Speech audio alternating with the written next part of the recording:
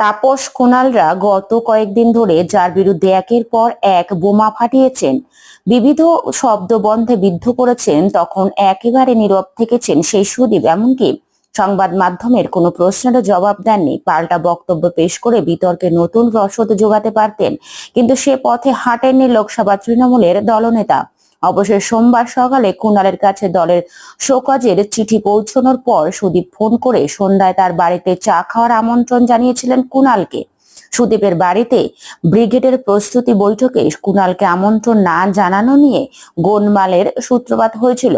কুণালের দাবি, সুদীপ তাকে ফোন করে বলেছেন চিঠি পৌঁছায়নি, সেই কারণেই যাবতীয় সমস্যা।